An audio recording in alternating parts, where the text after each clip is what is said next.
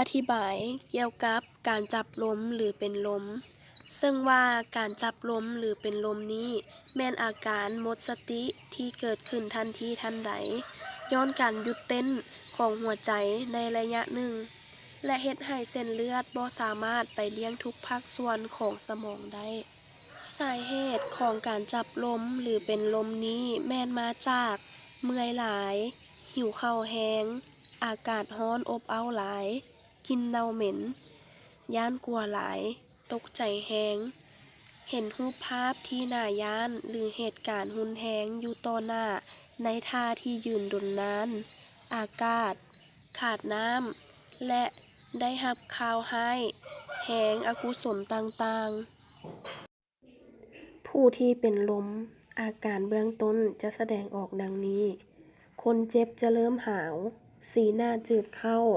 เนื้อหนังซุ่มเย็นกำมะจรเดินช้าหรือคอยหน้ามืดตาลายและการหมดสติก็เริ่มเกิดขึ้นวิธีการปิ่นปัวและการป้องกันจะมีดังนี้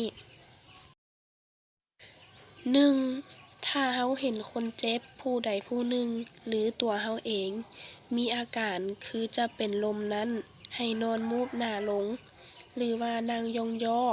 ให้เอาหัวก้มลงระหว่างกลางหัวเข่าทั้งสองเบื้อง 2. ให้คนเจ็บนอนอยู่ในร่มบ่ให้ถูกแสงแดดแก้เสื้อผ้าออกให้ถ้านอนอยู่ในเรือนต้องไขโพรงเยี่ยมเพื่อให้อากาศเข้าไป 3. เอาผ้าจุบน้ำเช็ดตามต้นโตของคนเจ็บถ้าบ่หายใจก็ให้เฮ็ดการหายใจเทียมและวิธีสุดท้ายเวลาที่คนเจ็บรู้เมื่อคิงแล้วให้คนเจ็บดื่มน้ำสาหรือน้ำหมักไม้ให้ดื่มเทื่อละน้อยแต่หลายๆเทื่อในการปิ่นปัวจะมีดังนี้ให้ยาพวกสูแห้งหัวใจให้ดมบริบูรณ์ยาม่องหรือว่าวิกเอาเปลือกหมากเกี้ยงหรือหมากนาวหรือมดส้มคั้นให้ดมและอะโมเนียฮักให้ดม